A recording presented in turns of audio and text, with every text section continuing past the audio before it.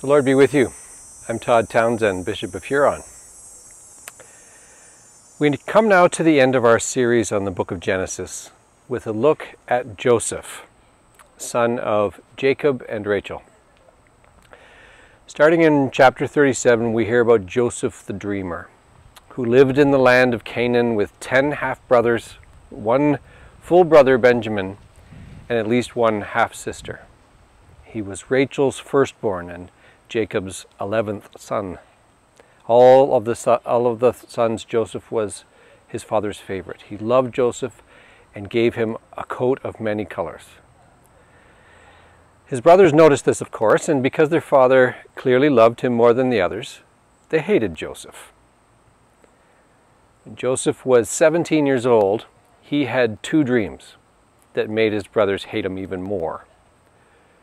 Joseph said to his brothers, "Listen to this dream I had. We were all out in the field gathering bundles of wheat, and all of a sudden my bundle stood straight up, and your bundle circled around it and bowed down to mine." His brothers said, "Oh, lovely. Does this mean you're going to rule us, are you, little brother?" He told them also another dream that he had. This time he dreamed that the sun and the moon and 11 stars bowed down to me. His father Jacob heard about this dream too and said, "Joseph, what's with all this dreaming? Am I and your mother and your brothers supposed to bow down to you?" It didn't go over well. His brothers at one point had gone off to Shechem. They were pasturing their father's flocks out in the fields. And Jacob said to Joseph, "It's time. Your brothers are with the flocks in Shechem, and I'm sending you to them." And Joseph said, "I'm ready." And he said, "Well, go and see how your brothers and the flocks are doing, and bring me back a report." It took a while to find his brothers. In fact, they spotted him first off in the distance. And by the time he got to them, they had a plan to kill him. The brothers were saying, "Here comes that dreamer. Let's just kill him and throw him into one of these old water collection pits. And we can say that a vicious animal came and ate him up." Reuben heard that the brothers were talking and he intervened. He said, "We're not going to kill him. Go ahead and throw him in this pit out here in the wild, but don't hurt him." Reuben planned to go back later and get him and take him back to his father. When Joseph reached the brothers, they ripped off his fancy coat, they grabbed him, and they threw him in the cistern. The cistern was dry, there wasn't any water in it, and then they sat down to eat their supper. And while eating, they looked up and they saw a caravan of Ishmaelites on their way from Gilead with their camels loaded with spices, ointments, and perfumes to sell in Egypt. Judah said, "Brothers, what are we going to get out of killing our brother and concealing the evidence? Let's sell him to the Ishmaelites." His brothers agreed. They pulled Joseph out of the cistern and sold him for 20 pieces of silver to the Ishmaelites, who took Joseph with them down to Egypt. Later, when Reuben came back, he went to the cistern and there was no Joseph.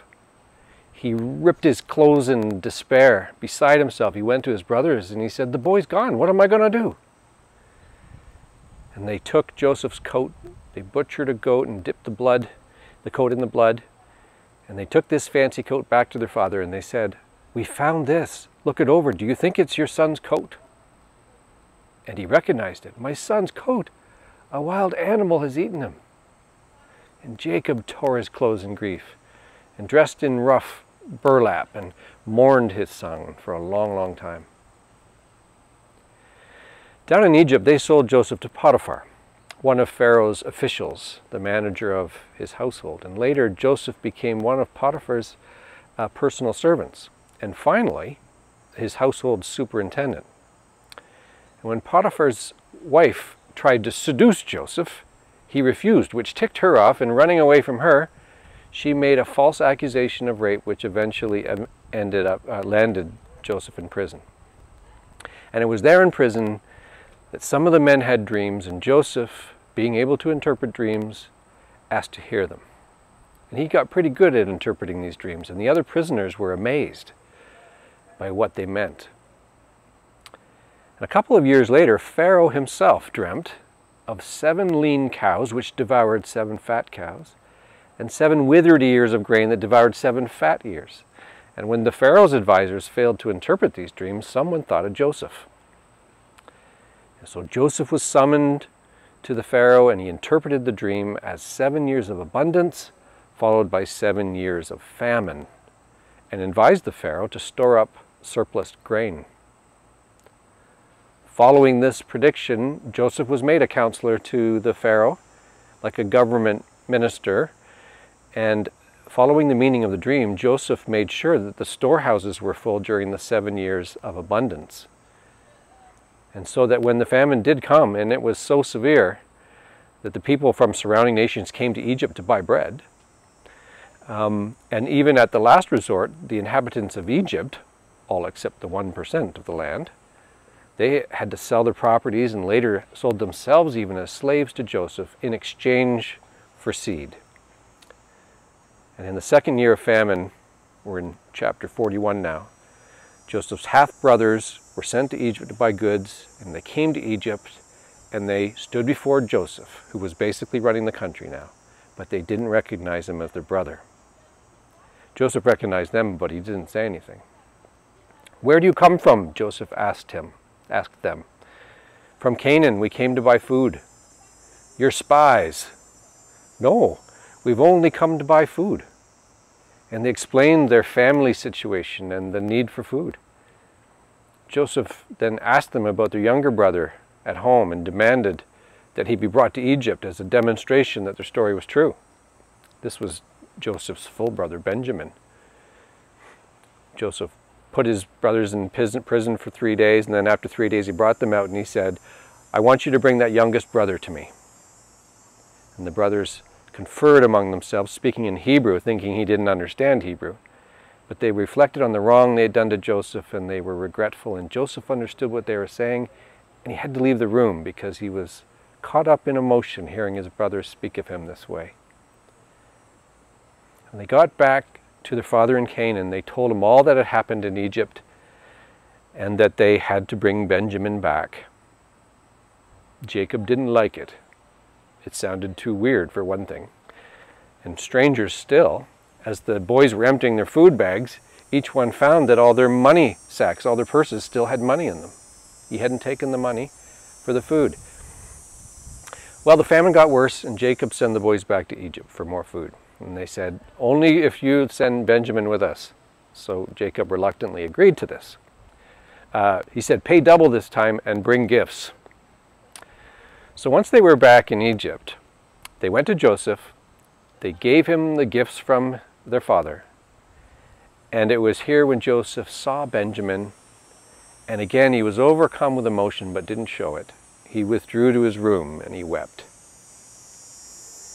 When he regained control of himself, he returned and ordered a meal, a feast to be served, and they sat down and feasted together. That night, Joseph ordered his steward to load the brothers' donkeys with food and all of their money. But he also said, "Put a silver chalice in the top of the bag of the youngest."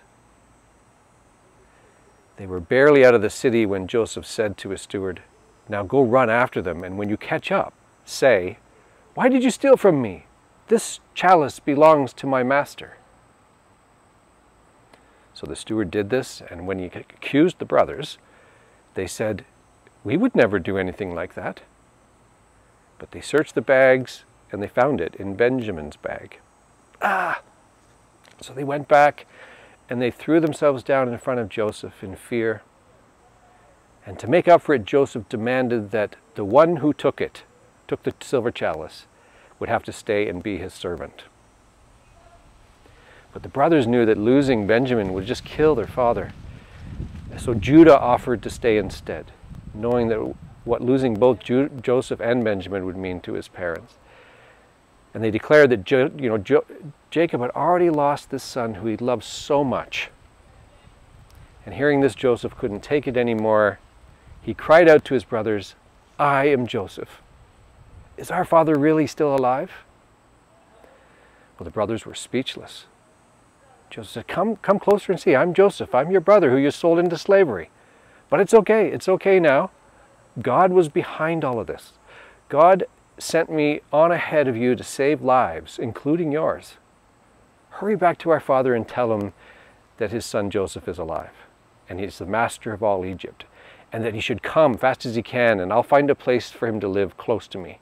I'll take care of all of you completely.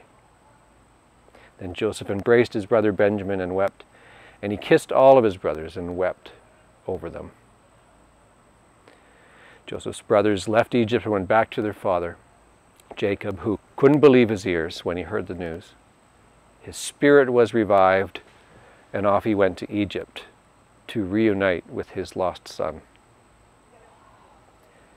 And the book of Genesis ends there. And then the book of Exodus picks up the story right there, and off it goes again. Genesis is just the beginning. It's just the beginning of the love story of God and God's people, the story of God and the whole of creation. And it's been a real gift to dwell in it again this summer. I pray that these stories can now dwell better in us as we respond to the same God in our own time.